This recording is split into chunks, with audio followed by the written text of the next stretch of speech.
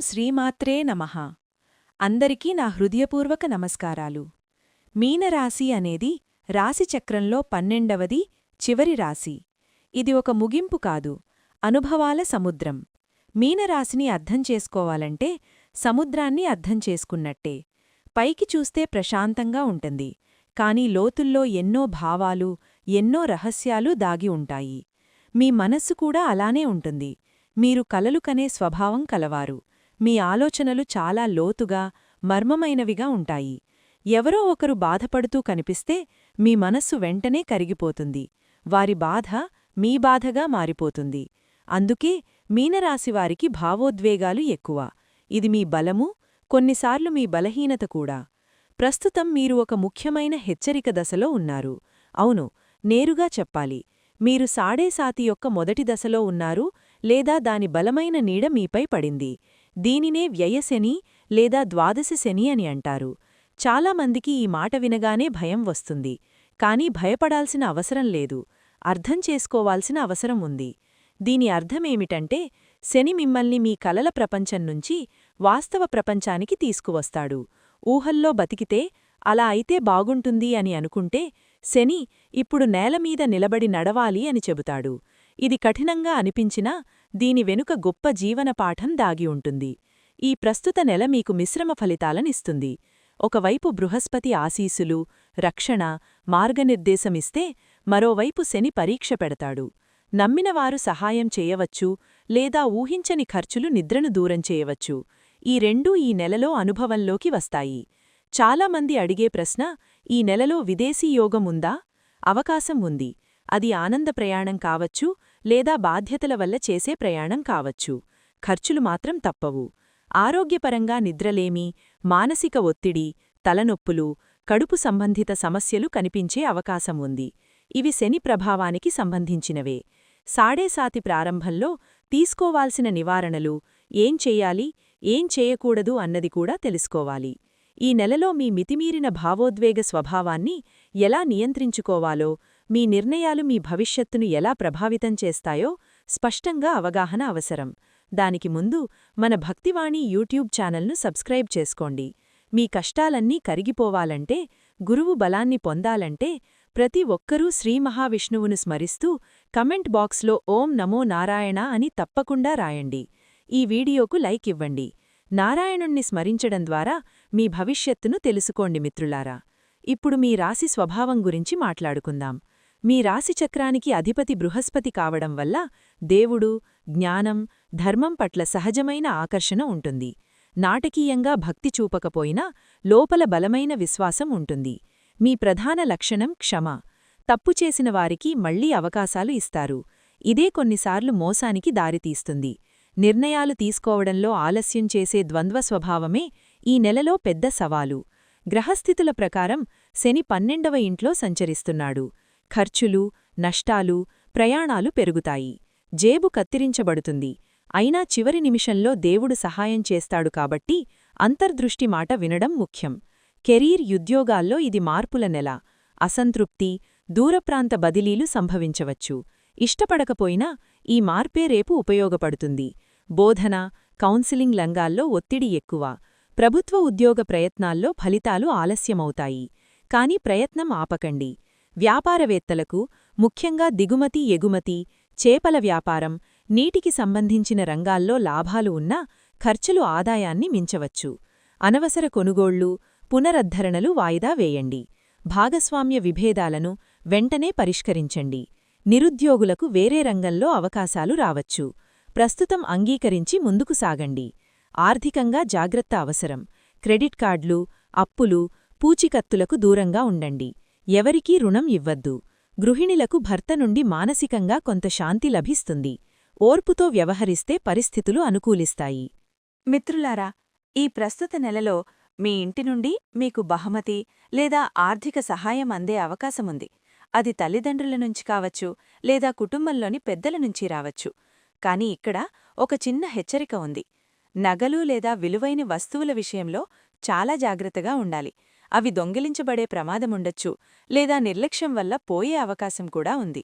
కాబట్టి ఈ నెలలో మీ విలువైన వస్తువులను భద్రంగా ఉంచుకోవడం చాలా అవసరం. మీనరాశివారు ఈ నెలలో కుటుంబ జీవితంలో భావోద్వేగపరంగా కొంచెం కుంగిపోవచ్చు. మీరు ఎంత చేసినా ఇంట్లో సరైన ఫలితం కనిపించకపోవడం వల్ల మనసు బాధపడుతుంది. నేను చేస్తున్నది ఎవరికీ అర్థం కావడం లేదా అనే భావన మీలో కలగవచ్చు. ఇది తాత్కాలిక దశ మాత్రమేనని గుర్తుంచుకోండి. కుటుంబ సభ్యులతో, ముఖ్యంగా పెద్దలతో వాదనలను వీలైనంతవరకు నివారించండి. మీ మాటలు నిజమైనవి అయినా ఈ సమయంలో అవి ఎదుటివారికి కఠినంగా అనిపించవచ్చు. తండ్రి లేదా తల్లి ఆరోగ్యంలో హెచ్చుతగ్గులు కనిపించే అవకాశముంది. అకస్మాత్తుగా రాత్రిపూట ఆస్పత్రికి వెళ్లాల్సిన పరిస్థితి కూడా రావచ్చు. అలాంటి సమయంలో మనోధైర్యంతో ఉండాలి. భార్యాభర్తల మధ్య ప్రేమ ఉన్నా పని ఒత్తిడి లేదా సమయం లేకపోవడం వల్ల కొంత దూరం ఏర్పడవచ్చు. దీన్ని తప్పుగా అర్థం చేసుకోవద్దు. ప్రేమ తగ్గినట్టు కాదు, సమయం తగ్గినట్టు మాత్రమే. ఒకరికొకరు కొంచెం సమయం ఇవ్వండి. చిన్న మాటలు, చిన్న శ్రద్ధే ఈ సమయంలో పెద్ద సమస్యలను నివారిస్తుంది. ఈ నెలలో సుదీర్ఘ ప్రయాణం లేదా తీర్థయాత్రకు వెళ్లే యోగముంది. ఇది మీ మనసుకు అపారమైన శాంతిని ఇస్తుంది. మీరు చాలా కాలంగా అనుభవిస్తున్న మానసిక భారాన్ని కొంతవరకు తగ్గిస్తుంది. మీనరాశివారు ముఖ్యంగా ఒక విషయం గుర్తుంచుకోవాలి. మీరు కలలు ప్రపంచం నుండి కాస్త బయటకు రావాలి. మీరు ఎక్కువగా ప్రేమించే వ్యక్తిని లేదా మీరు నమ్మే వ్యక్తిని దేవుడిలా ఆదర్శంగా భావించకండి. వారు కూడా మనుషులే. వారిక్కూడా తప్పులు జరుగుతాయి. దీనిని అర్థం చేసుకుంటే మీ హృదయం చాలా బాధల నుండి బయటపడుతుంది. ఈ నెలలో మీ ప్రేమికుడితో చిన్న గొడవలు వచ్చే అవకాశముంది. అది పెద్ద విషయం కాకపోయినా ఒక చిన్న అబద్ధం లేదా ఒక మాట తప్పుగా చెప్పడం వల్ల సమస్య పెద్దదిగా మారవచ్చు. కాబట్టి నిజాయితీగా మాట్లాడటం చాలా అవసరం. అవివాహితులకు వివాహ ప్రతిపాదనలు రావచ్చు. ఇది సంతోషకరమైన విషయం. కానీ తొందరపడకండి.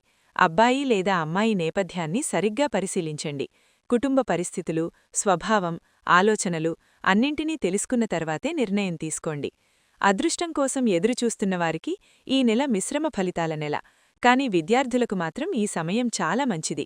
గురుగ్రహ బలం కారణంగా మీ తెలివితేటలు చాలా తీక్షణంగా పనిచేస్తాయి. చదివిన విషయాలు త్వరగా అర్థమవుతాయి, గుర్తుంటాయి. పరిశోధన, జ్యోతిషశాస్త్రం, ఆధ్యాత్మిక విషయాలను అధ్యయనం చేయడానికి ఇది అద్భుతమైన సమయం. విదేశాలకు వెళ్లాలనుకునే విద్యార్థులకు ఇది స్వర్ణకాలమని చెప్పాలి. వీసా సంబంధిత పనులు తేలికగా సాగుతాయి. విదేశీ విశ్వవిద్యాలయం నుండి ఆఫర్ లెటర్ వచ్చే అవకాశాలు కూడా ఉన్నాయి. కానీ ఒక ముఖ్యమైన హెచ్చరిక: పరీక్షల సమయంలో నిద్రను త్యాగం చేయకండి. ఆరోగ్యాన్ని పాడు చేసుకోకండి. ఆరోగ్యముంటేనే చదువు, విజయం అన్నీ ఉంటాయి. ఆరోగ్య విషయానికి వస్తే మీనరాశివారు ప్రత్యేక శ్రద్ధ వహించాలి. పాదాలు మరియు కళ్ళు మీనరాశికి సంబంధించిన భాగాలు.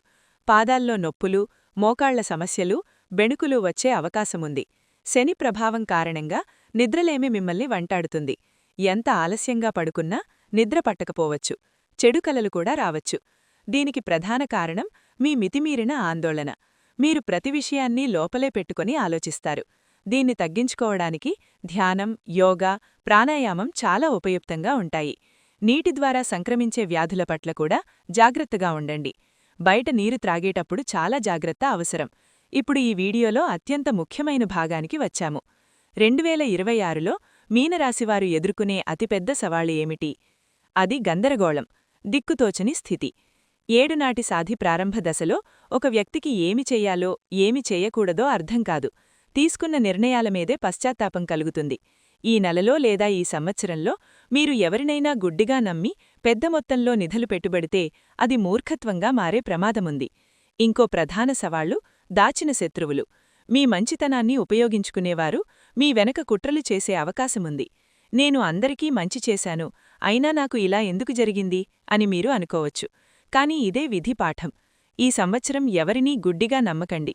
మీ రహస్యాలను ఎవరితోనూ పంచుకోకండి. అయితే ఈ ఏడునాటి సాధి ప్రారంభ కష్టాలకు పరిష్కారమేమిటి? మీనరాశికి అధిపతి గురువు, రక్షకుడు విష్ణువు.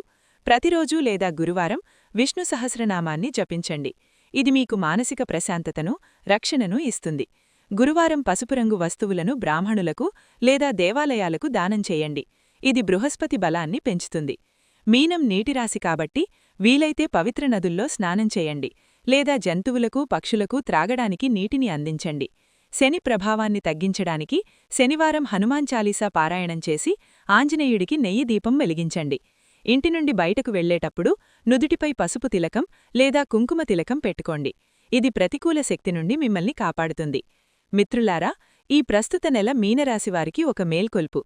భయపడాల్సిన అవసరం లేదు. ఏడునాటి సాధి మిమ్మల్ని బలపర్చడానికి వచ్చింది.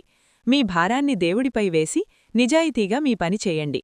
విష్ణువు దయ ఎల్లప్పుడూ మీపై ఉండగాక. ఈ వీడియోలో ఇచ్చిన సమాచారం మీకు నచ్చితే లైక్ చేయండి. మీ ఆలోచనలు లేదా సమస్యలను కమెంట్ బాక్స్లో పంచుకోండి. ముఖ్యంగా ఓం నమో నారాయణ అని కమెంట్ చేయడం మర్చిపోకండి. ఆ దేవుడి ఆశీసులు మీపై ఎల్లప్పుడూ ఉండుగాక. మరిన్ని ఆసక్తికరమైన విశ్లేషణలతో తదుపరి వీడియోలో మళ్ళీ కలుద్దాం. ధన్యవాదాలు.